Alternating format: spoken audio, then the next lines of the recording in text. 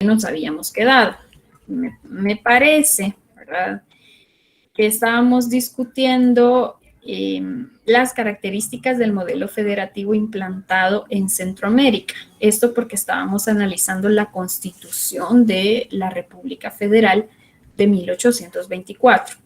A partir de allí, me gustaría tener un par de impresiones o comentarios sobre aspectos que les han llamado la atención de la lectura, y si no, pues aprovechamos también para comentar sobre estas preguntas. Ustedes ya me recordarán si ya las habíamos comentado, si partimos de acá. Les dejo el espacio.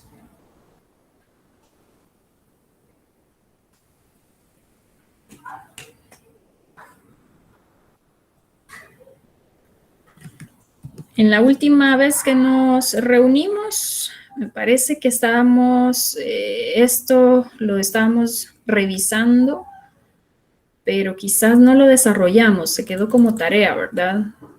Reflexionar sobre cuáles son las características que tiene el modelo federativo centroamericano, o sea, cuáles son esas características particulares que va a tener la federación, que no va a ser igual que la federación de los Estados Unidos de América o de otras latitudes, aun y cuando se tuvo a la vista de la creación de la Constitución, aun y cuando se tuvo a la vista estos textos constitucionales. Adelante, Alison. Sí, quizás englobando una respuesta personal ante esas dos preguntas podría hacerse de que las características que representa el modelo federativo acá en Centroamérica podemos partir desde que, si bien Centroamérica quería tomar como ejemplo la independencia de Estados Unidos, que veían que el resultado que estaba teniendo Estados Unidos tras independizarse, consideraban de que podría funcionarles a sí mismos. Entonces también englobando las respuestas y dando un poco a la segunda pregunta, es de que Centroamérica, si bien era inminente su independencia, era necesaria, casi que obligatoria, pero se inspiraron en diferentes, mencionábamos en la clase anterior, de que se inspiraron en diferentes constituciones. Entonces, si bien lograron conformarse, pero tuvieron el detalle de que las situaciones que tenía Centroamérica no eran parecidas a las necesidades de los demás. Entonces, eso es lo que me llamó más como la atención, de que si bien se llevó este proceso de federación y de tratar de mejorar de lo que se estaba viendo tiempo atrás, pero no se logró porque no se trabajó como las situaciones las necesidades que de verdad Centroamérica tenía en aquel momento, y creo que lo mismo pasa en la actualidad. Siempre tratamos de solucionar los problemas, pero viendo los problemas del otro y no necesariamente ahondando en lo que tenemos nosotros. Bien, Alison, gracias. Justo partamos entonces de lo que nos dice Alison, esa no correspondencia entre los ideales políticos, los ideales extraídos de esas corrientes liberales, corrientes políticas que venían de Europa, Norteamérica, no tenían esa correspondencia con una realidad centroamericana que enfrentaba pues muchos desafíos, en el sentido de que había crisis económica en el contexto de la corona española, bueno, de las provincias bajo dominio de la corona española, pues tampoco se había fomentado lazos de integración entre las provincias derivados de aquel monopolio comercial que comentábamos en las primeras clases. Entonces había toda una realidad que no correspondía ante esos ideales que se encontraban en los textos constitucionales de otros países.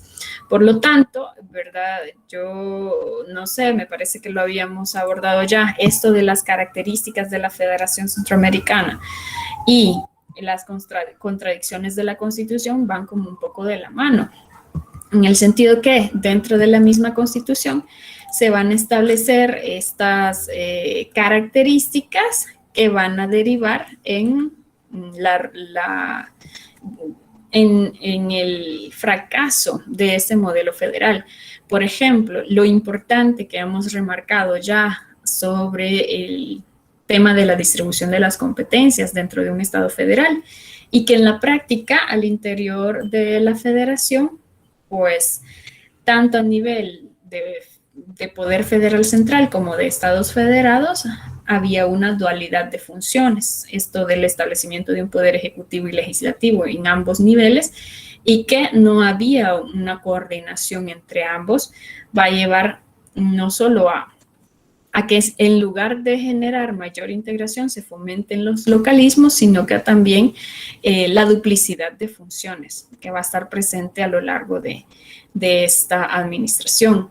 Luego la centralización del gobierno y de la gestión del reino en una sola provincia, que en principio Guatemala, por haber sido la capitanía general, va a heredar este control político sobre la región, pero que también por el contexto y el objetivo de las provincias de desvincularse de esta tutela de la Capitanía General de Guatemala, van a preferir centrarse en sus problemas particulares y no va a haber un verdadero control político, no va a haber un centro político que logre integrar a las demás provincias. De ahí es que se menciona, por ejemplo, que no hay un distrito federal tal cual que funcione como un verdadero distrito federal, es decir, como un poder federal central al cual las demás provincias puedan reconocer como autoridad, de tal manera que la misma Constitución lo permitió, ¿no? El establecimiento de poderes a nivel local que terminan en la práctica desintegrando o alejando a cada una de las provincias. No digamos todavía desintegrando, pero sí fomenta más esta política de aislacionismo, esto de actuar de manera independiente, autónoma, y se complementa pues con todo el contexto que ya habíamos mencionado anteriormente de relaciones económicas entre las provincias nulas durante la colonia, durante la corona española, entre otras cosas. La delegación de la administración territorial en todas sus facetas, incluida la defensa y disposición de las Fuerzas Armadas del Estado en las diferentes naciones. Esto que tiene que ver con que si bien la Constitución plantea la creación de un ejército federal, en la práctica esto no se realiza, sino que al momento de contener invasiones, insurrecciones, pues va a ser necesario tomar prestado para la federación el ejército de alguna provincia y esto terminará generando resentimientos entre las mismas. No existían una definición clara de las relaciones entre los gobiernos provinciales y el federal, y esto también tiene mucho que ver con que al momento de llevarse a cabo la conquista de América y al momento de fundarse las diferentes intendencias, gobernaciones, capitanías, virreinatos, entre otros modelos de organización político-administrativo, hay una variedad tan interesante que indica el que incluso los mismos conquistadores, los mismos colonizadores, no trabajaron bajo un modelo de integración, sino que cada quien fue organizando esos territorios de la manera que creía a su conveniencia.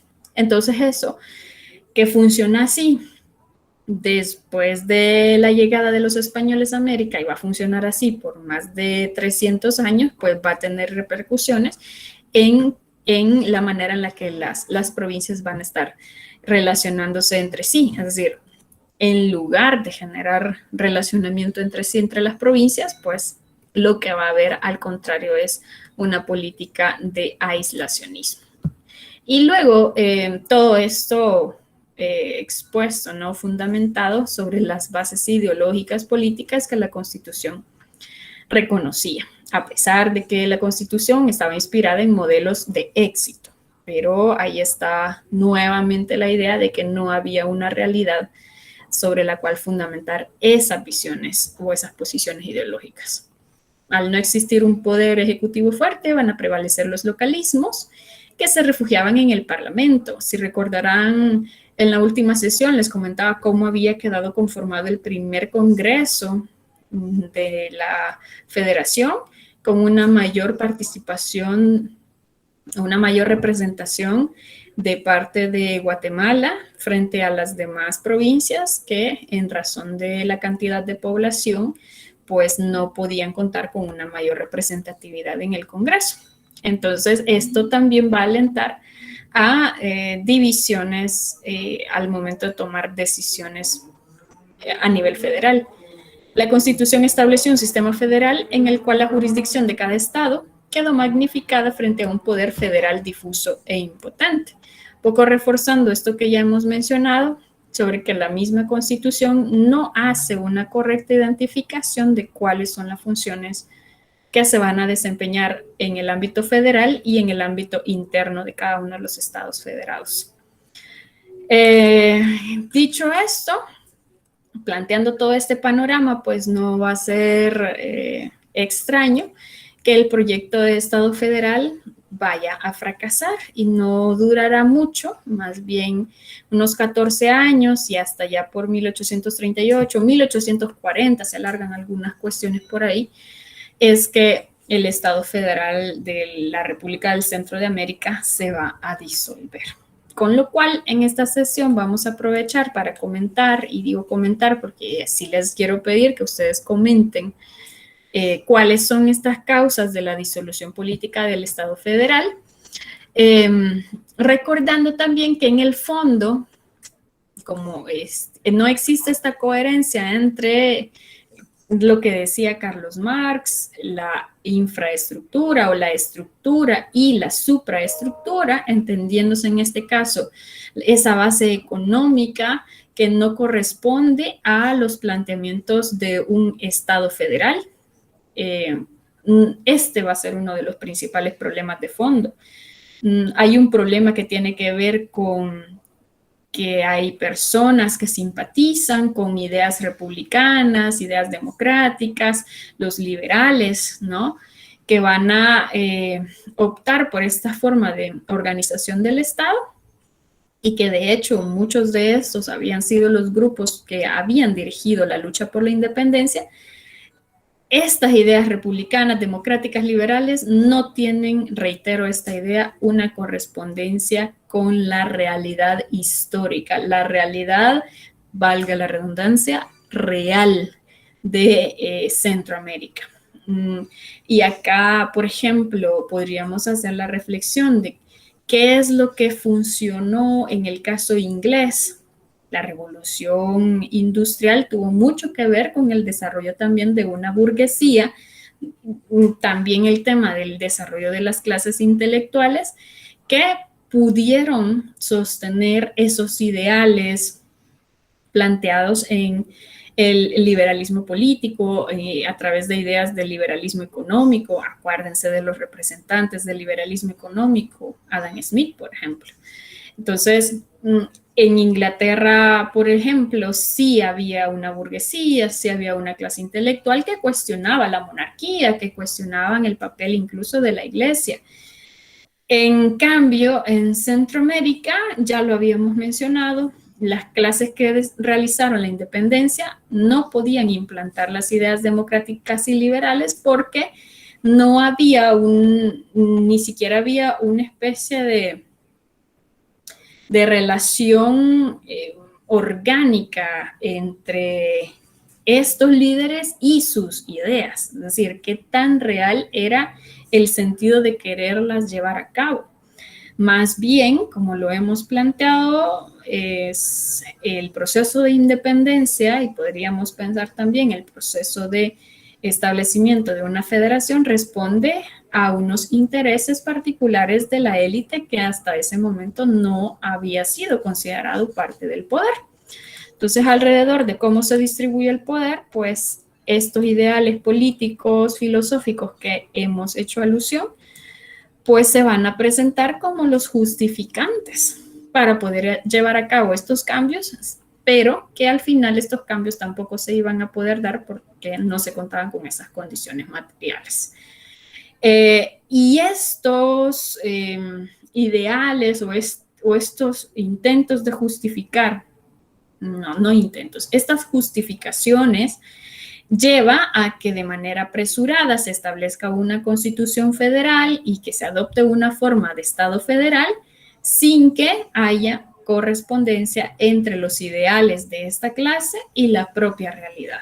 Acá, por ejemplo, no se manifiesta cuáles van a ser los intereses del pueblo, o sea, cómo van a estar representados los intereses del pueblo en esta forma de organización. Digo, al decir pueblo me refiero a campesinos, indígenas, que se veían sometidos a este cambio de autoridades. También decirles que en este caso, la realidad centroamericana va a tener mucha relación con la realidad latinoamericana. Es decir, a lo largo de Latinoamérica y en este contexto, la mayoría de las colonias se van a enfrentar a la necesidad de contar con líderes que pudiesen tener cierta creatividad política que les permitiera reelaborar o recrear esos ideales liberales y democráticos, pero que no lo lograron hacer. Y en lugar de ello, estos líderes de la independencia, estos líderes que abogan por un Estado federal, en el caso centroamericano, se apropian de esos ideales filosóficos extraídos de la Revolución Francesa, de los ingleses o los norteamericanos, pero vayan a querer implantarlas en nuestros países sin contar, reitero esto, con los cambios y sin promover los cambios que eran necesarios para mantenerlos. Y esto yo creo que también ya se los había mencionado. Acá es donde este sociólogo Luis Armando González, un sociólogo salvadoreño, profesor de la universidad, menciona que la ideología republicana, esta ideología democrática y liberal, fue una especie de superposición histórica. O sea, no cambia realmente a nuestras sociedades, pero sí tiene un impacto interesante en el sentido que introduce la mala fe e introduce también la mentira en la vida política. Aquí es donde empieza esto de que las campañas políticas no necesariamente terminan generando lo que se promete. Ahora, con todo este contexto que se los estaba comentando para que recordemos de dónde venimos, vamos a ver las causas de la disolución política. Y muy bien que Javier nos recuerda, fue solo un traspaso de poder de élites, o sea, un cambio de una élite por otra, y que esta élite, también recordamos, hereda, trae esa herencia colonial, ¿no? Esas instituciones todavía feudalistas. O sea, y fíjense que cómo es interesante, y ustedes que están familiarizados con los modos de producción, pasamos de un modo en la historia de los modos de producción, se pasa de un modo feudal al capitalismo, ¿verdad? ¿Se recuerdan de eso? En Inglaterra, en el marco de ese cambio en las relaciones sociales de producción y en la forma en la que se produce,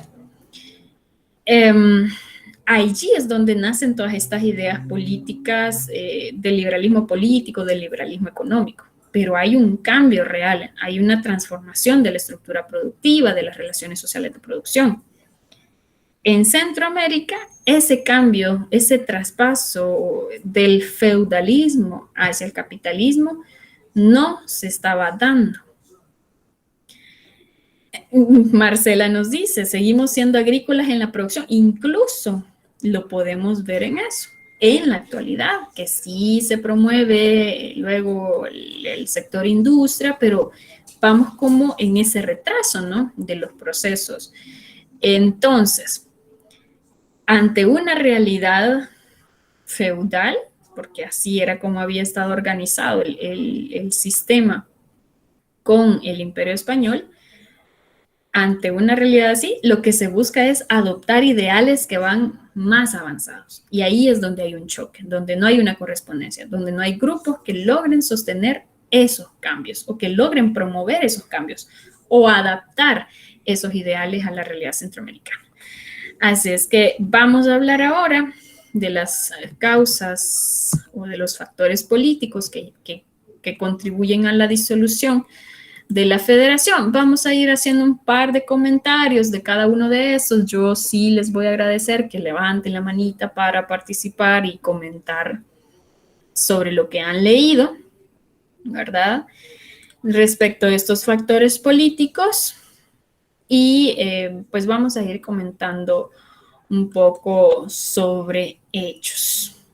¿Cuáles? El sistema federal y la dualidad de funciones político-administrativas, que es lo que estábamos comentando hace rato con las contradicciones de la Constitución. Luego están las diferencias ideológicas extremas entre los partidos políticos, la desestabilización ocasionada por guerras civiles, la falta de experiencia administrativa y política. Pues estas son algunos de los factores que llevan a la disolución de la federación. Vamos a ver entonces uno por uno estos factores. Cuando hablamos de que se implanta parte del fracaso de la federación, tiene que ver con que hay un sistema federal que no corresponde a una realidad centroamericana y luego que la misma Constitución establece un sistema de doble administración, tanto a nivel federal como a nivel provincial, lo cual va a generar que a nivel provincial las unidades, en lugar de buscar o en lugar de necesitar de ese poder federal central, estas terminen consolidándose más hacia conformarse como unidades autónomas. Van a gozar de autonomía, van a poder tener libertad de definir sus leyes en todo sentido. Entonces, no hay una verdadera distribución de competencias que hubiese sido necesario para garantizar la existencia de estos dos niveles de poder y que luego se generara esa coordinación entre ambos niveles de poder.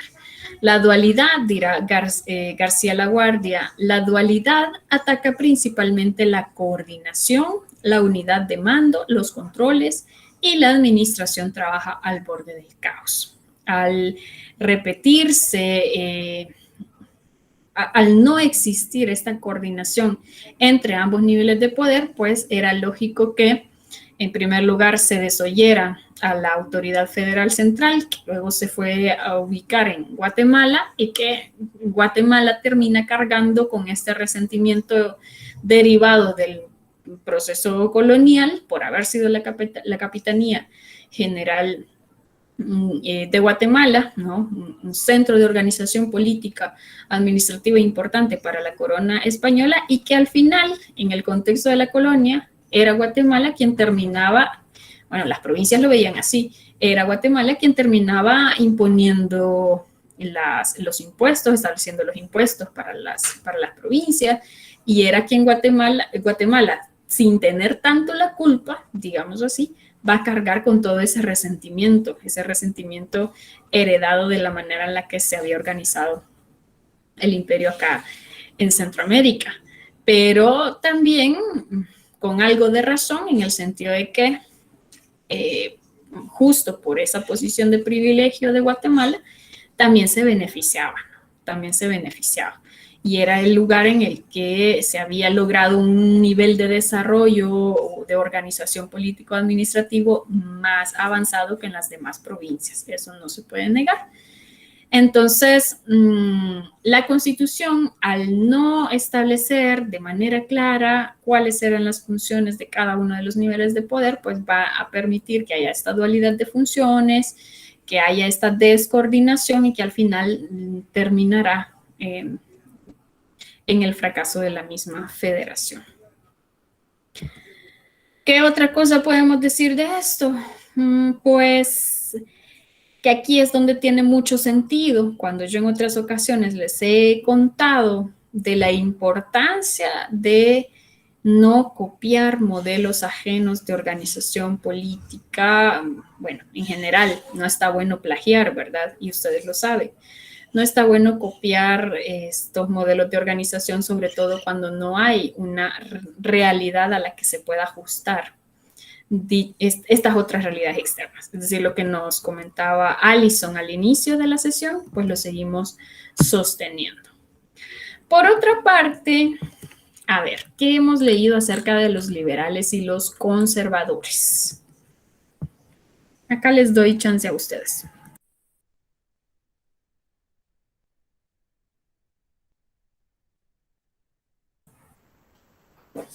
Les decía yo, pues los liberales son todas aquellas personas que van buscando aspectos o hechos que puedan alcanzar un tipo de desarrollo o avance.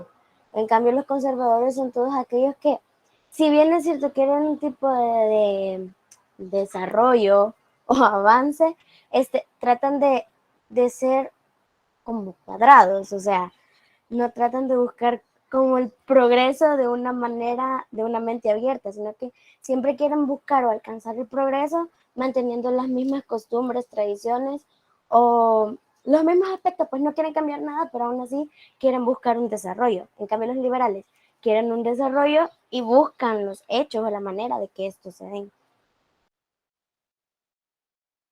Muy bien, Andrea, buena explicación con sus palabras, ¿verdad? Acerca de las grandes diferencias entre estos dos grupos políticos de aquel momento. Mucho se relaciona esta visión de liberales y conservadores con la idea de progresistas. Los liberales son progresistas, tienden a ser progresistas porque van como un poco con esa visión de avance. En nuestra realidad actual, por ejemplo, uno puede entender que una medida o una ley como puede ser la libertad de el matrimonio igualitario, esta puede ser una medida que va a ser apoyada por grupos ¿de qué tipo? Liberales. De los liberales. Exactamente, va a ser apoyada por grupos liberales, porque luego también en el centro del liberalismo está aquello de la decisión de cada individuo de determinar la manera en la que quiere vivir, porque en el centro del liberalismo está el individuo. Y justamente por esto se asocian con los progresistas, o sea, tienden a tener muchas similitudes en esa línea porque van a la vanguardia, ¿no?, de esos temas. Se va tratando de discutir, de que se aprueben los parlamentos. Entonces ahí se habla de los liberales, que son progresistas y todo eso. A diferencia de los conservadores, que como muy bien nos decía la compañera, tratan de mantener esas instituciones, porque estas instituciones sociales que bajo esta lógica conservadora son las que mantienen el orden en la sociedad, de tal manera que tienden a oponerse a proyectos como matrimonio igualitario, digo, entre personas del mismo sexo, etc. ¿Por qué? Porque para ellos, como ha venido funcionando la sociedad históricamente, unión entre hombre y mujer es la manera en la que se deben seguir dando las cosas. Es eso, ¿no? Que estos cambios no los van a promover, sino que si así ha sido siempre el matrimonio, ¿por qué cambiarlo? Si así ha funcionado la sociedad, ¿por qué introducir estos cambios? Entonces ahí es donde se les denomina como conservadores. Y Febe nos dice, los conservadores son los que mantienen costumbres o tradiciones históricas, exactamente. Mientras que los liberales, nos dice Janet, son personas que quieren un cambio. Conservadores son los que quieren un cambio, pero manteniendo sus tradiciones. Y que esta denominación de conservadores, yo se las había comentado, me parece que se las había comentado, tiene sentido en el contexto posterior a la Revolución Francesa. Históricamente, ahí es donde se ubica cuando Edmund Burke, por ejemplo, expone que su inconformidad, cuestiona el proceso de revolución, cuestiona la revolución tal cual de Francia, diciendo, ahora que ya se abolieron las instituciones, ¿qué va a pasar en Francia? ¿Quién va a gobernar? O sea, ¿cómo se va a organizar la sociedad? Si ya esos ideales, esas instituciones sociales, esas tradiciones se han abolido, ¿qué va a pasar? Lo que hay es un caos. Entonces,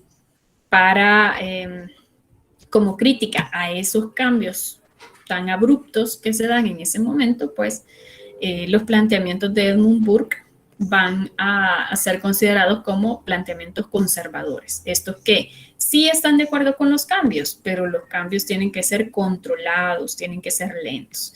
Y acá aprovecho también para decirles, está bueno que en los estatutos de los partidos políticos que hay en el país, ustedes también considerando estas corrientes ideológicas, vean cómo se autodefinen estos partidos políticos, porque la agenda de cada partido político luego responde a estos lineamientos. Por eso van a ver ustedes que en la Asamblea Legislativa hay quienes se oponen, y lo vemos con los cambios que se van a introducir a la Constitución de la República, se oponen a ciertos artículos y otros los van a pasar por alto y van a poner su crítica en otros artículos o otras reformas que se quieren implementar. Pero sí está bueno que vayan y que aprovechen a revisar dentro de los estatutos del partido o incluso en Wikipedia con el nombre de cada partido político, cuál es la tendencia ideológica de estos. Y pues para que tengamos esta visión en aquel contexto, adelante Marcela. Gracias. Si quiere termine su idea y yo después comento. Adelante, que yo solamente iba a leer en voz alta las características que ya se están exponiendo. Ok, gracias. Bueno, yo tenía un par de reflexiones con el tema de cómo se vivió pues esta dicotomía entre liberales y conservadores en la época de la Federación. Bueno, del inicio de la Federación Centroamericana. Y tal vez, bueno, primero señalar que existían varias dicotomías. Yo a usted hacía referencia a algunas de ellas. Una de esas es, por ejemplo, qué tipo de república se iba a, o qué tipo de organización del Estado se iba a decidir, ¿verdad? Si era una organización más federalista o más centralista, que en el caso de los liberales se decantaban más por el federalismo y los conservadores por el centralismo, ¿verdad? Donde Guatemala, pues obviamente tenía el papel central en este caso de la región, cosa que las otras élites políticas no estaban tampoco muy de acuerdo. Otro era el tema del papel de la iglesia en el Estado, ¿verdad? Los federales más en esta línea de mantener el Estado y la iglesia completamente en una separación, o sea, un Estado laico por completo. Y mientras los conservadores sí le daban una primacía de alguna manera a la iglesia en todo lo que era el orden moral, social, ¿verdad? Que estuviera, digamos, en las constituciones, dictaminado de alguna manera esa influencia, esa forma de ver el mundo, ¿verdad? Y otro también era el papel de las élites. Era otro de las cuestiones que también, pues, obviamente los conservadores que venían de una tradición más ligada al tema monárquico y todo, también se decantaban por ese tema de las herencias de las tierras, ¿verdad? Todo ese tipo de orden, y los liberales estaban más en torno también influenciados por todo este tema de la Revolución Francesa y la Revolución Industrial posteriormente, ¿verdad? De crear estados más ligados a la libertad económica, a la libertad de empresa, a la libertad de inversión, a hacer crecer tu patrimonio de una manera libre hasta cierto punto, ¿verdad? Dejar hacer, dejar pasar. Y en cambio, pero si bien es cierto, podemos ver estas cosas tan contrarias, al mismo tiempo vemos como, quizás la expresión es un poco especial, pero una especie de arroz con mango en Centroamérica, ¿verdad? O sea, es como que no estaba tan definido, tan delimitado, ambos, digamos, sí ambos pensamientos, pero no ambos sujetos, porque había una mezcla. Por ejemplo, bueno, los hermanos Aguilar, que eran sacerdotes, eran curas y aún así tenían ideas liberales. U otros que pues eran liberales, pero llamaban al obispo para que bendijera sus haciendas. Entonces era una cuestión como, no dejaban, digamos, de alguna manera de tener influencias ambas partes de los dos, y hasta el día de hoy se dice, ¿verdad? Bueno, estos son conservadores en lo social, en lo político, pero son liberales en lo económico. Entonces, que creo que ilustra muy bien las élites centroamericanas, ¿verdad? Por una parte son bien conservadores, que la iglesia, que el catolicismo, que no sé qué, y todo, pero por otro lado, libertad de empresa, Estado no te metas, ¿verdad? Entonces, que hasta el día de hoy creo que es una herencia de ese momento. Eso era lo que quería comentar. Perfecto, Marcela, muchísimas gracias porque condensa justamente esa dualidad que se manifiesta en este contexto y que va a ser muy contradictorio. Me gustó su frase de arroz con mango porque tiende a ser paradójico, algo muy contradictorio. Por una parte, lo que usted manifiesta, ¿no? Habrán grupos que estarán a favor de unas cosas, pero que dentro de estos mismos grupos habrán quienes coincidan con el pensamiento, la visión del grupo contrario. Entonces, sí es un panorama un tanto complejo que al final va a estar respondiendo a intereses particulares, porque ahí sí hay que, para entenderlo, hay que tratar de manejar esta dimensión de liberales y conservadores a nivel de federación, pero al interior también de cada una de las provincias, que no van a coincidir estos intereses necesariamente. Y gracias por apuntar la importancia del rol de la iglesia, ¿verdad? El rol de la iglesia como ente que yo les puse por ahí en el chat, el control de la sociedad. O sea, pero cuando decimos control de la sociedad, estamos hablando del control de grupos que pudiesen oponerse a esta forma de organización y administración política que se está implantando. O sea, aquí nuevamente me voy a referir a estos postulados que encontramos con Carlos Marx cuando se habla de la religión como el opio de los pueblos, ¿no? La religión al servicio del poder político, que es lo que acá se manifiesta. Regálenme un segundo.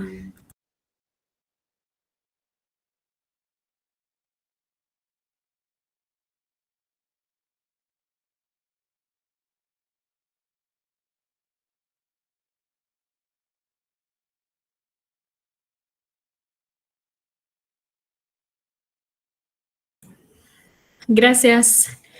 Y bueno, para que nos quede en el registro las características ya se han abordado, ¿no? De estos grupos liberales, también conocidos como exaltados o fiebres, grandes defensores de la independencia centroamericana, por lo tanto enemigos de la anexión a México, tendían a ser partícipes de un gobierno limitado. ¿Qué significa un gobierno limitado? O sea, opuestos a la monarquía, un gobierno limitado por leyes. Luego defensores de la autonomía de las provincias también, y aquí es donde está esta contradicción. ¿Cómo quieren integración centroamericana, pero al mismo tiempo autonomía de cada una de las provincias? Esto, digamos que es lo que resulta en la decisión de adoptar una forma de organización de Estado que permita ambos. Acuérdense un poco de las bases del federalismo, esta relación de unidad y diversidad. Por acá entonces se entiende. Enemigos del centralismo, enemigos de la hegemonía y enemigos del favoritismo hacia las élites capitalinas. Acá se manifiesta esos resentimientos contra la Capitanía General de Guatemala por parte de cada una de las provincias, y luego son los principales defensores del sistema federal. Mientras que los conservadores son denominados moderados o serviles, porque serviles en el sentido de su vinculación con la corona española y que querían seguir así.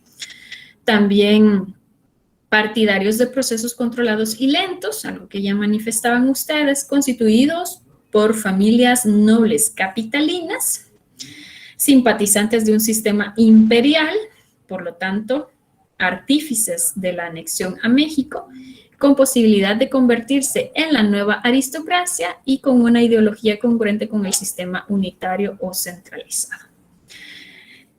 Avancemos, veamos otro de los factores que lleva a la disolución política de la federación. Esta tiene que ver con la desestabilización ocasionada por guerras civiles. Acá ya lo habíamos mencionado. El problema, por ejemplo, que va a generar el que no se cuente con un ejército a nivel federal, y que también hay que mencionar los costos que esto pudo haber generado. Pues el contar con un ejército federal también significaba la manutención de todos los militares. Entonces, no se logra conformar un ejército federal, pero la misma estuvo constantemente, se vio atacada constantemente por amenazas de posibles potencias extranjeras que no habían apartado su vista de Centroamérica.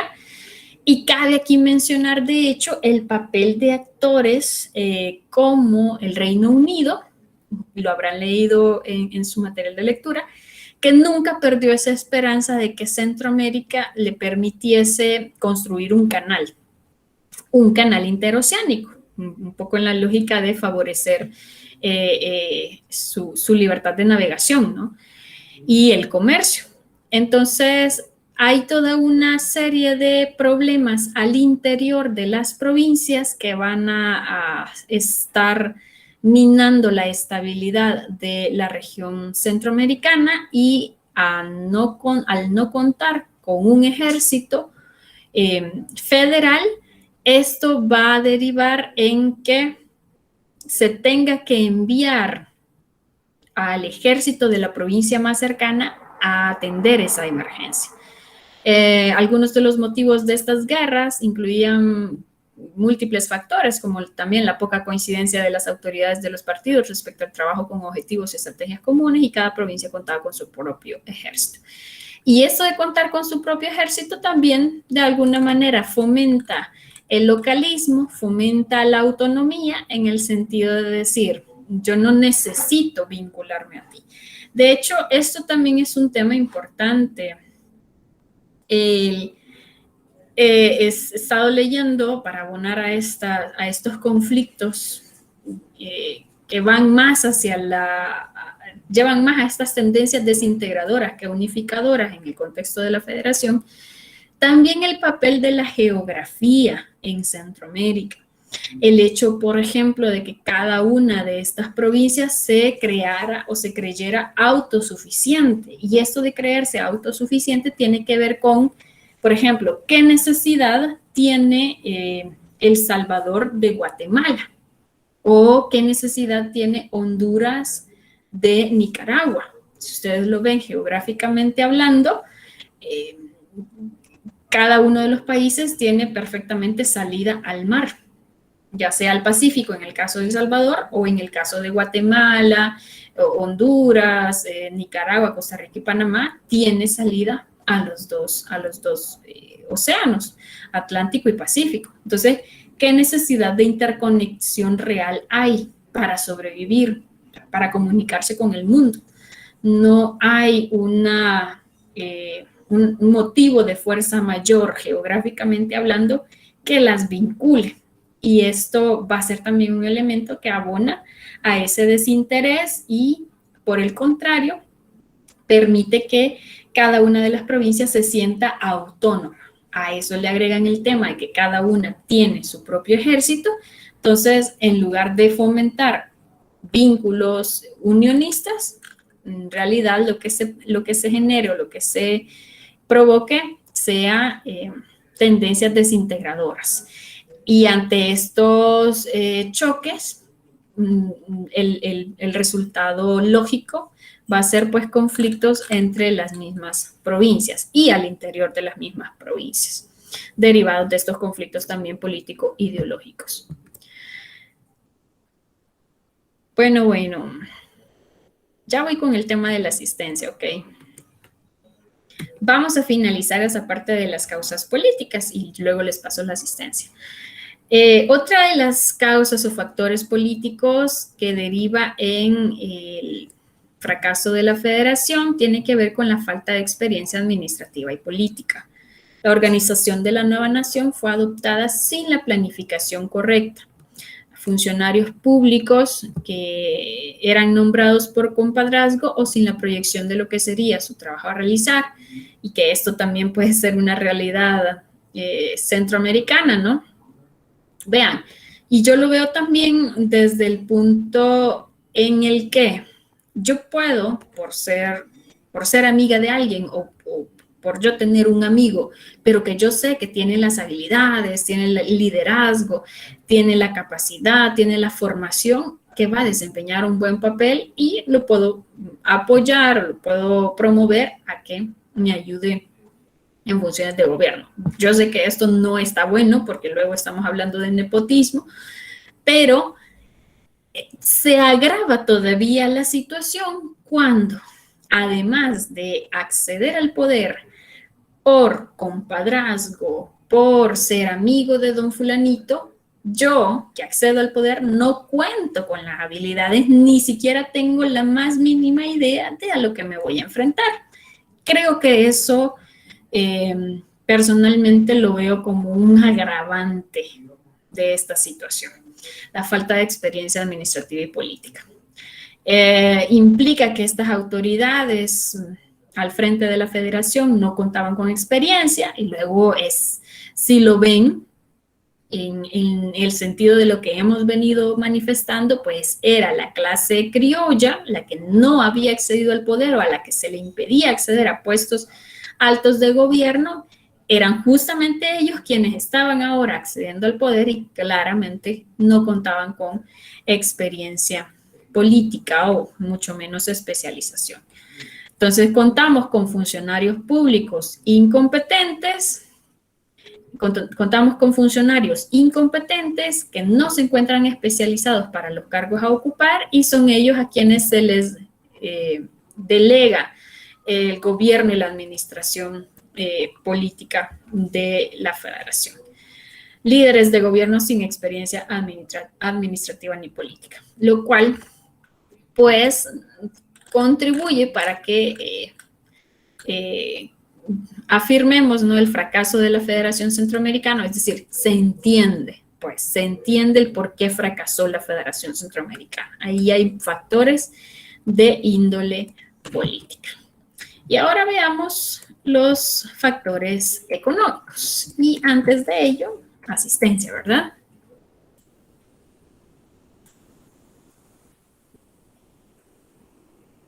Para mientras les pongo el enlace de asistencia, ¿quién quiere participar en este punto? O algo que se me haya quedado de los factores políticos.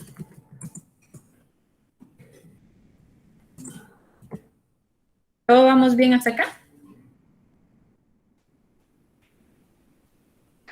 Todo bien, Lick. Lo único claro. que quería que, Sí, licenciada. quería hacer como la reflexión de que desde en aquel momento, con lo de la federación, hay cargos, habían funcionarios de que no eran como competentes, digamos, en la materia.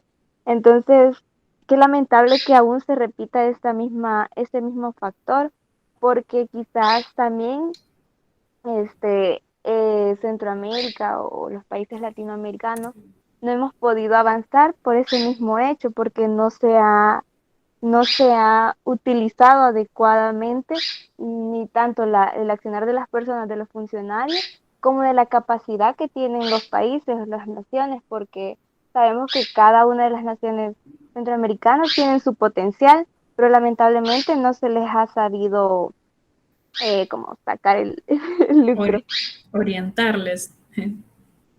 Sí, ahí hay, digamos, muchas respuestas, ¿no? Las respuestas las encontramos en la historia, ahora mismo, la reflexión que hemos estado realizando estos días, de por qué uno entiende, ¿no? El por qué las cosas son como son ahora mismo. O sea, hay temas históricos, de índole económica, política, social, que abonan a la situación actual. El problema es que nos preguntamos, bueno, no sé si ustedes de manera particular lo hacen, yo sí, ¿por qué pasa esto? ¿Por qué se sigue dando?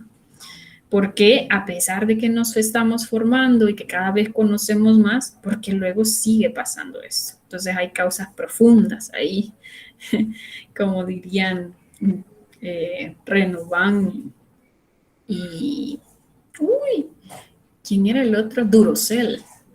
Las fuerzas profundas hablan ellos, ya en el ámbito de las relaciones internacionales. Bueno, gracias Alison y qué bien que han seguido la pista porque a continuación vamos a hablar de los factores económicos que van a impedir pues la consolidación de la federación, dentro de los cuales vamos a hacer mención a estos 4, las deudas externas, la economía monoexportadora, los escasos medios de producción y transporte y también la deficiente recaudación de impuestos. Y vean cómo se van a vincular estos factores económicos con los factores políticos y luego también con los factores sociales que veremos a continuación. Por ejemplo, en el caso de las deudas externas, acá mencionar, y esto lo retomo del Manual de Historia Centroamericana, que la República Federal nació endeudada.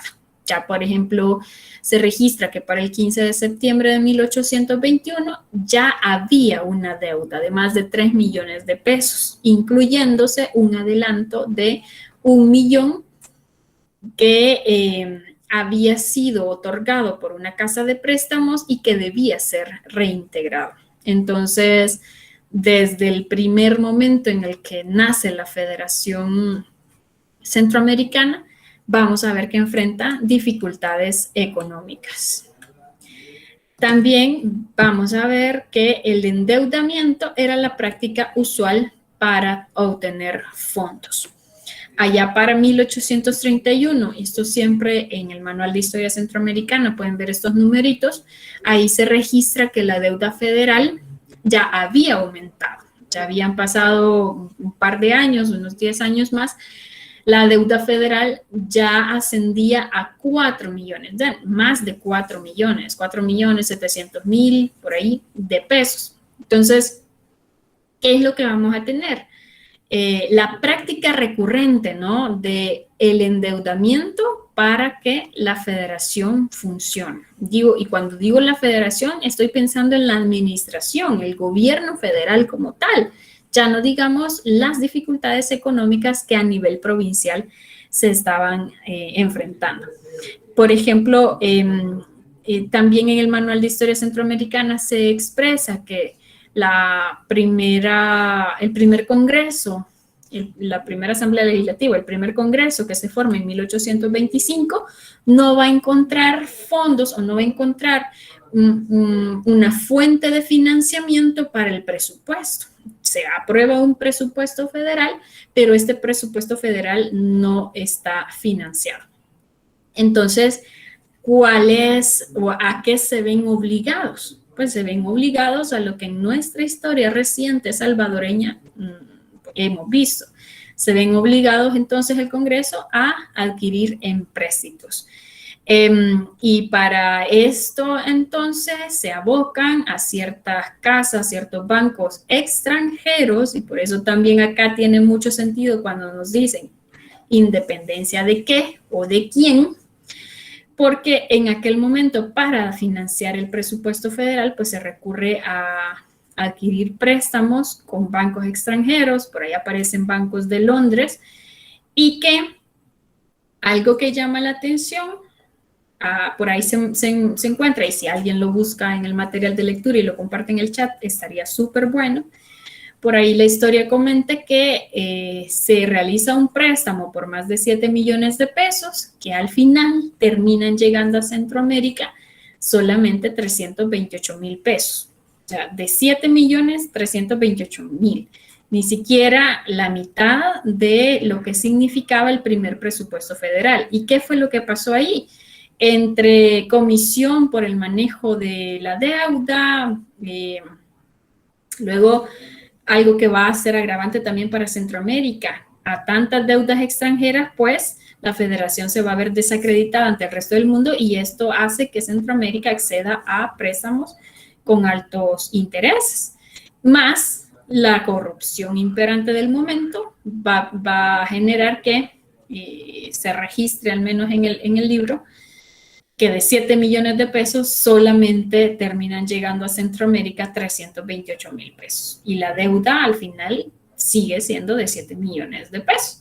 Con lo cual, esta deuda, que es para permitir que el gobierno federal funcione, el gobierno federal se asentó en la Capitanía General de Guatemala, bueno, en Guatemala, ahí estaban las autoridades federales y el trabajo de este Poder Federal Central se va a ver limitado a falta de fondos, que luego también va a implicar el que, bueno, no se van a lograr llevar proyectos de desarrollo, como lo podríamos decir ahora, a las provincias, o sea, no se van a realizar mejoras para las provincias y esto va a terminar repercutiendo en que las provincias, al ver que no hay mejoras, al ser parte de una federación, que por el contrario se les está exigiendo impuestos, ¿no? Los impuestos federales había que pagarlos, pues entonces ante esta situación las provincias también van a irse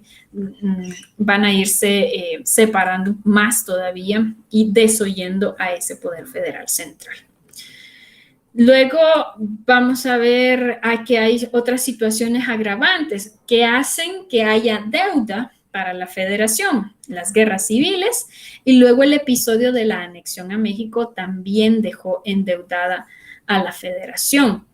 Las deudas extranjeras terminaron desacreditando a la Federación Centroamericana ante el resto del mundo y de hecho es hasta inicios del siglo XX que terminan de pagarse algunas de las deudas que fueron adquiridas en este contexto. Imagínense ustedes este tema. Entonces, agregamos deudas externas como un factor que imposibilita la permanencia de la federación.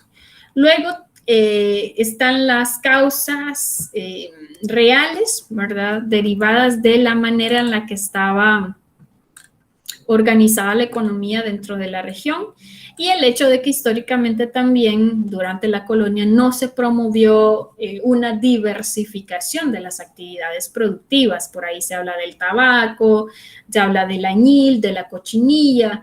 Inicialmente el añil y la grana van a ser uno de los principales productos que se comercian en el extranjero, pero luego cuando hay situaciones como en este caso el aparecimiento de las tintas artificiales, va a haber un declive en el precio internacional de estos productos y al ser una región bastante dependiente del comercio de estos únicos productos, pues se va a ver grandemente afectada. Para que tengamos una idea, los ingresos de la federación provenían de los impuestos indirectos de la cochinilla y añil, aproximadamente 55%. Entonces, al darse estas situaciones a nivel internacional, que repercuten en el nivel de precios, pues se vio afectada grandemente la federación.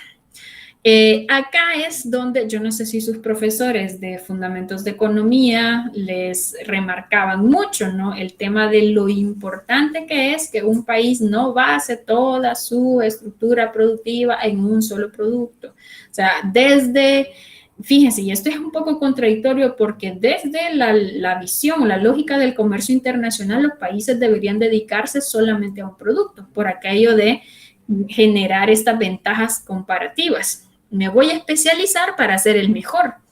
Ahora, el tema es que qué pasa cuando un país le apuesta todo a solamente un rubro, un ámbito. Cuando se dan estas crisis a nivel internacional o estas circunstancias, pues entonces terminan afectando grandemente las economías en este caso monoexportadora. Por eso es que luego ustedes entienden el discurso de los gobiernos anteriores enfatizando esta estrategia de diversificación de la producción para El Salvador. ¿Y en qué se va a materializar esta estrategia de diversificación?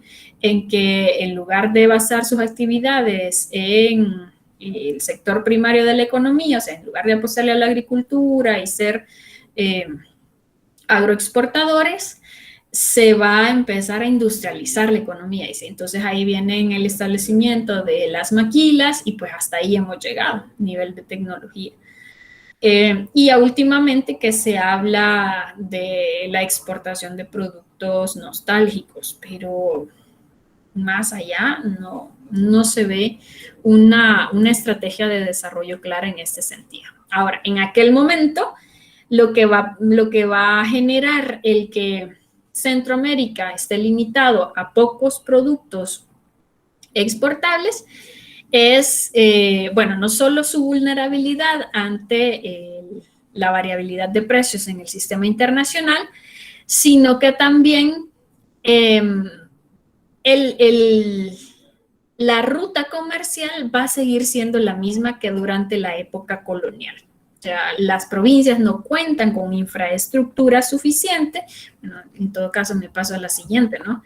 No cuentan con la infraestructura suficiente para poder sacar a los productos de la región y siguen utilizando las infraestructuras que estaban previamente establecidas, donde en Guatemala, el Puerto Cortés y en Belice.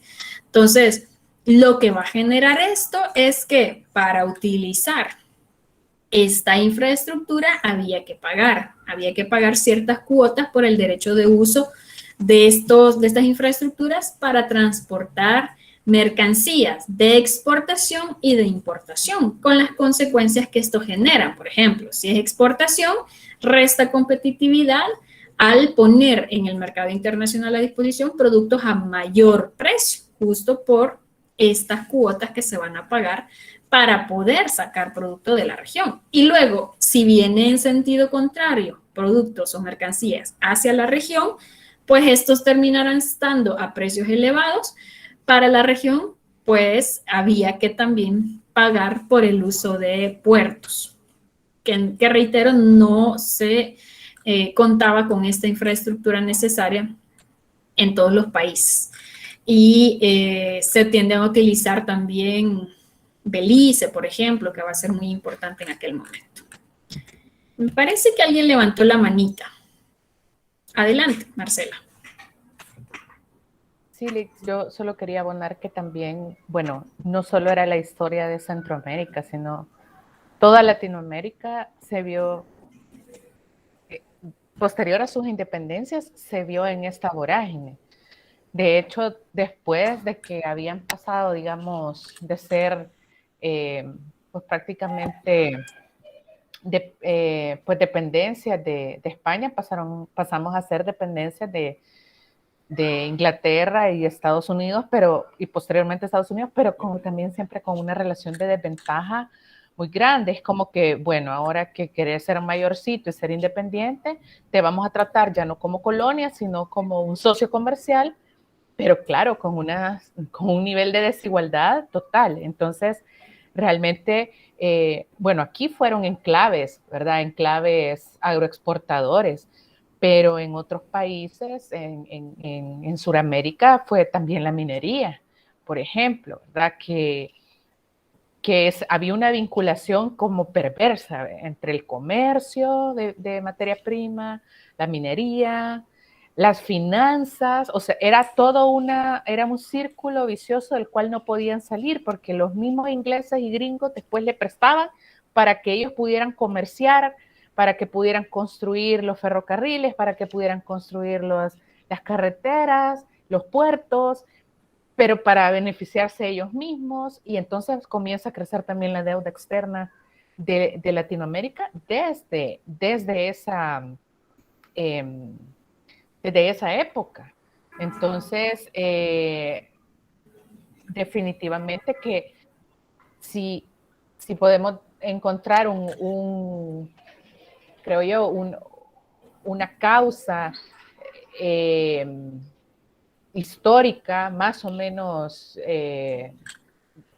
inmediata de lo que fue las relaciones económicas internacionales de Latinoamérica con el resto del mundo, definitivamente están en los años posteriores a la independencia, es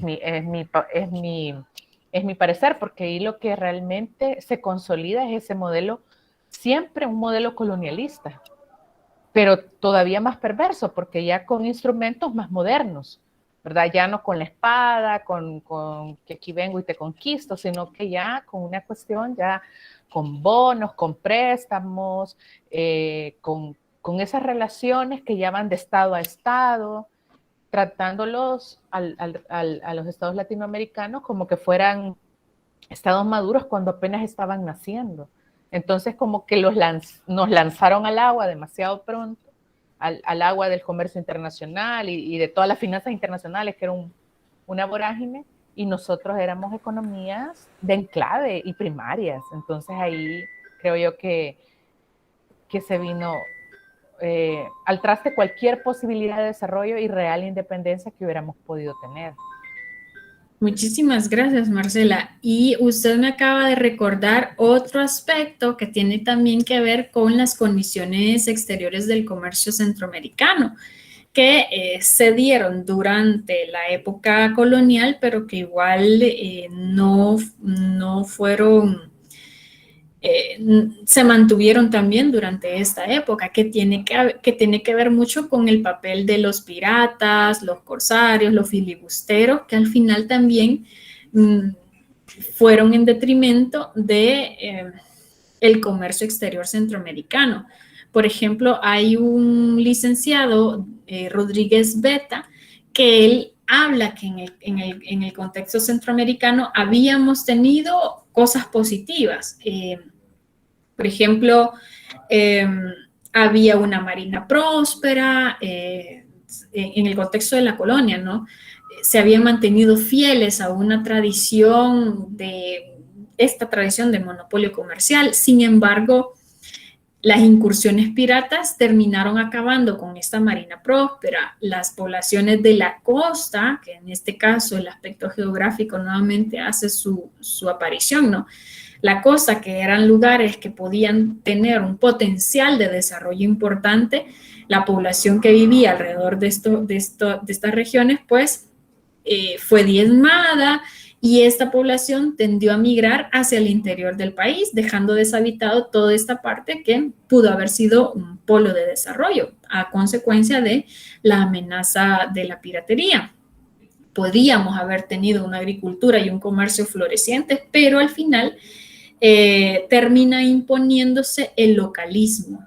El localismo va a terminar imponiéndose las amenazas externas a Centroamérica, y esto termina en una situación que, en lugar de fomentar, y esto ya lo había mencionado antes, en lugar de fomentar una integración entre las naciones, pues termina volviéndolas independientes unas de las otras, además de los resentimientos que también en ese momento se van a empezar a ver con mayor fuerza. Y usted mencionaba el tema de la minería. La minería también va a ser una actividad que se va a dar en el caso centroamericano, por ejemplo, en Honduras, pero que al mismo tiempo, por esta especie de competencia entre provincias, y acá en el caso de Honduras va a haber algo que va a influenciar mucho. Por ejemplo, que a Tegucigalpa se le subyugue durante la época de la colonia a una provincia de menor desarrollo económico, como lo era Comayagua, si no estoy mal. ¿Qué va a pasar? Una provincia más desarrollada o un territorio más desarrollado que otro, supeditado a otro de menor desarrollo, y lo que va a hacer es imponer medidas restrictivas de la actividad económica, mayores impuestos que al final van en detrimento de desarrollar actividades económicas, porque los beneficios no iban a ser disfrutados por los grupos que inicialmente lo estaban haciendo. Entonces, acá es donde se va a empezar, digo eso como ejemplo, ¿no? De estas rencillas, de estas recelos entre provincias y que van a tener también a la base estos otros aspectos externos, digo el papel de la piratería también que juega acá, ya usted mencionaba el papel nuevamente de las grandes potencias como Inglaterra, Francia, que van a estar también por acá, los Estados Unidos ya no se diga, y que todo esto va a contribuir o van a ser factores negativos para el progresivo desarrollo económico del Istmo. Avanzamos entonces a la última de los factores que son de índole económico y que resultan en el fracaso de la federación. Existe una deficiente política fiscal y recaudación de impuestos. Y acá viene el tema de las políticas fiscales implantadas a nivel federal que producen descontentos en las provincias. Las provincias no quieren pagar estos impuestos. ¿Por qué no quieren pagar estos impuestos? Porque consideran que los beneficios de estos impuestos no llegan hacia sus territorios y que solamente quien se está viendo beneficiado es pues, el lugar en el que se encuentra el poder federal central, o sea, Guatemala.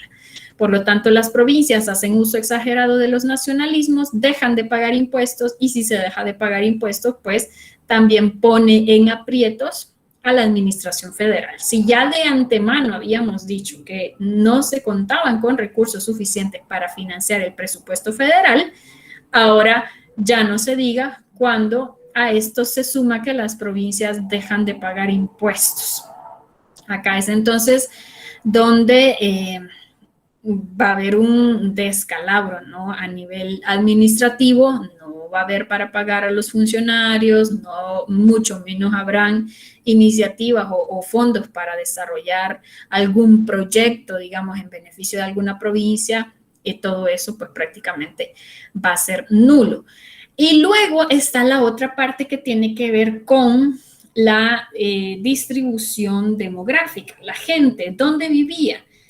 Pues en función de la cantidad de personas que habían en cada una de las provincias, las cargas tributarias van a ser mayores para guatemaltecos y salvadoreños, algo que lógicamente no va a ser del agrado de la población. Y acá, fíjense, ya podemos hablar también de factores que no solamente son del descontento de las élites económicas, sino que también de la población en general, indígenas y campesinos, que no van a estar de acuerdo con la imposición de estas medidas, ¿no?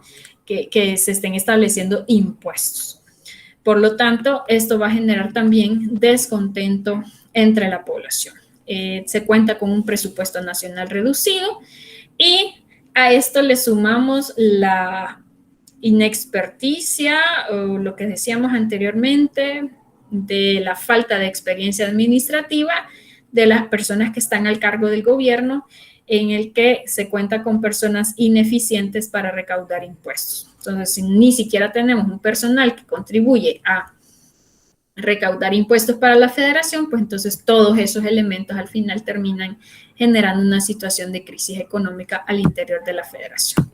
Y como también, ¿verdad? Vemos todas estas crisis o estas crisis económicas, estas decisiones políticas, administrativas que se toman para la región, van a redundar también en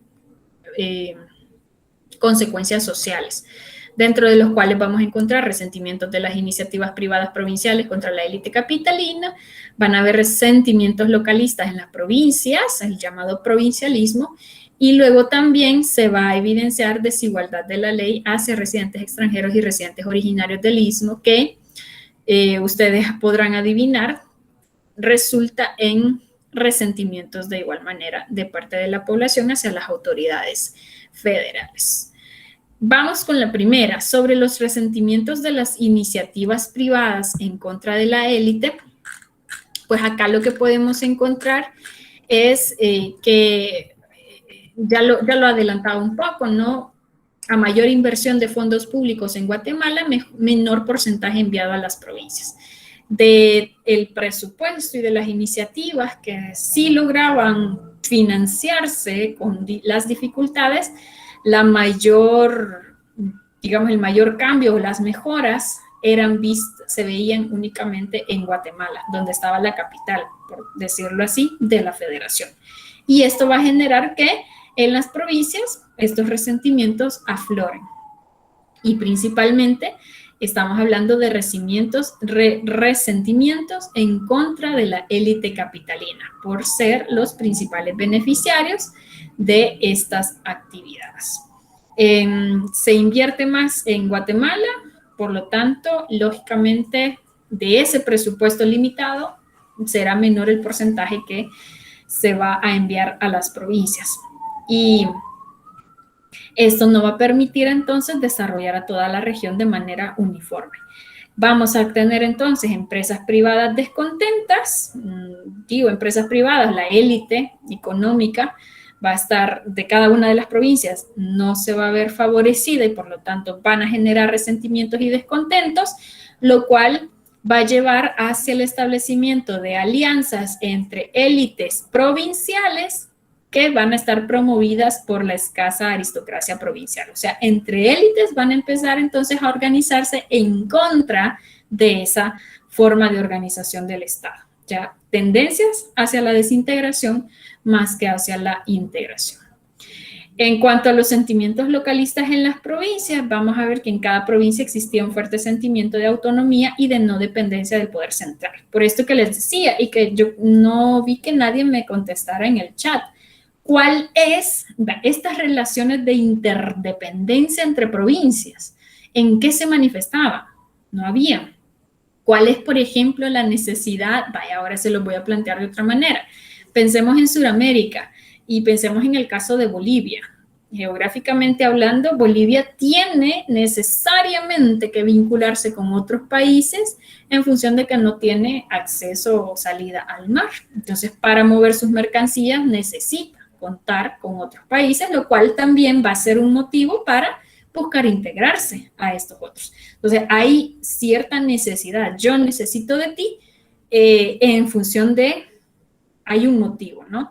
En el caso centroamericano, pues eso no se va a ver y no va a ser así por esta herencia que ya habíamos comentado de la corona española y que no se había fomentado en ningún momento relaciones de intercambio comercial entre provincias, por lo tanto no va a haber mayor vínculo que las unan.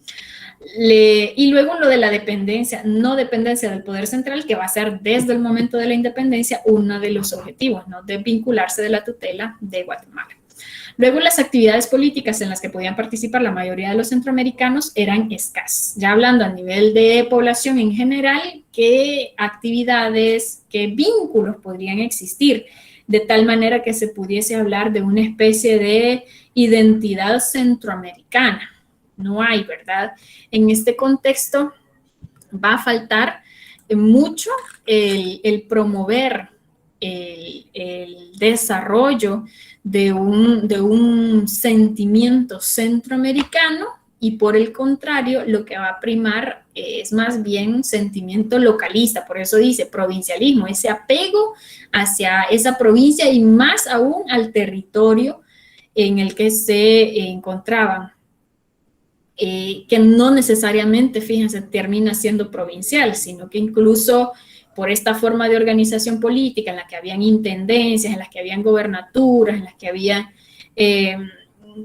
las alcaldías, etcétera. Entonces el apego va a ser hacia esa unidad administrativa y política y no necesariamente incluso hacia una visión de provincia y a mucho menos hacia una idea de integración centroamericana. Y luego también vamos a encontrar que las familias con algún poder económico en las provincias han trabajado por reivindicar localismos y la autonomía política y económica necesaria a sus intereses. Cuando hablamos de familias, yo acá podría plantearles esta idea de los hacendados. Aquello que yo creo que se los comenté, ¿no? Cómo funcionaba, por ejemplo, y hasta épocas recientes, ¿no? Este siglo, o el siglo pasado, el tema de las haciendas. Cómo era esta forma de organización social en nuestro país en la que las familias juegan un rol, las familias hacendadas, el dueño de la hacienda, juega un papel importante en relación con los trabajadores también que hay dentro de la hacienda y que funciona como una especie de autonomía, ¿sí? Funcionaban como una especie de unidad autónoma. Entonces, estas familias con algún poder económico vinculado a la tenencia de la tierra y actividades productivas, pues van a buscar reivindicar sus intereses.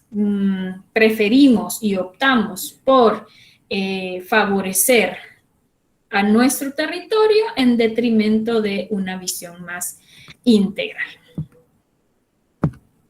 Y finalmente, ya para cerrar el periodo de la federación con el doctor Mariano Gálvez, que va a ser como uno de los últimos presidentes de la federación, y esto sí le voy a pedir a alguien que me lo corrobore, por favor, en internet. Por aquí, Marcela Antonieta, no era San Pedro Sula, yo sí, más bien creo que era Comayagua en aquel momento, esta vinculación, esta supeditación de Tegucigalpa a Comayagua. Lo vamos a corroborar. Y Paola nos dice que se negaban a compartir ingresos con el gobierno federal. Exactamente. Esto es negarse a brindar esos impuestos. O sea, ven que en un estado federal hay impuestos que se pagan al estado local, pero también hay impuestos a nivel federal. Y luego la recaudación a nivel local, no hubo este mecanismo para trasladar esas rentas al Poder Federal Central, lo cual ya vimos que genera conflictos entre los dos niveles de poder. Les decía que si alguien me puede corroborar quién fue el último presidente de la Federación Centroamericana, lo agradeceré mucho. Tendría entendido que es este doctor Mariano Gálvez, pero sí me gustaría que lo confirmásemos antes que finalice la clase. Yo creo que ya terminó, ¿verdad? Pero con esto cierro. El doctor Mariano Gálvez concede privilegios a los inmigrantes extranjeros como estrategia para atraer inversiones y capitales.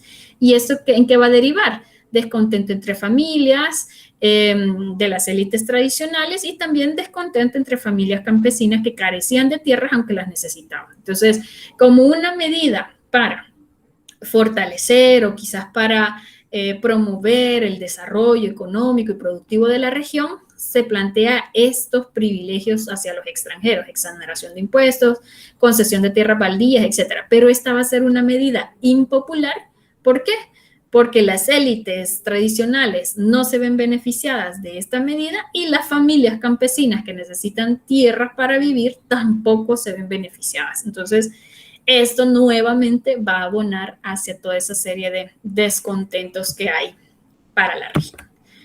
Y para que nos llevemos en la reflexión, dos preguntas. ¿Fue la federación una solución a los problemas de la región o fue un instrumento que posibilitó el mantenimiento en el poder de las élites dominantes? Y como esta me parece que está muy fácil de responder, la otra pregunta sobre la cual debemos reflexionar es si hubiese sido posible convertir a la federación en una realidad. Esta es una pregunta de la lectura Nacimiento y Ocaso de la Federación Centroamericana. Y ahí ustedes pueden tener dos posturas. Sí, si hubiese sido posible, ¿qué hubiese sido necesario para convertir a la federación en una realidad? Y si su respuesta tajantemente es no, ¿cuáles son esas condiciones que imposibilitaron el mantenimiento de esta federación? Y ya con ello entonces finalizamos y me quedo leyéndoles porque ya se terminó la clase. Me dicen, el último fue Diego Vigil y Cocaña. Ah, bueno, 1839. Muy bien, entonces este doctor Mariano fue hasta 1838, ¿verdad? Ya estamos entonces en el final prácticamente en los últimos años de la Federación Centroamericana. Muchísimas gracias por su participación. Muy buenas participaciones las de este día. Les felicito.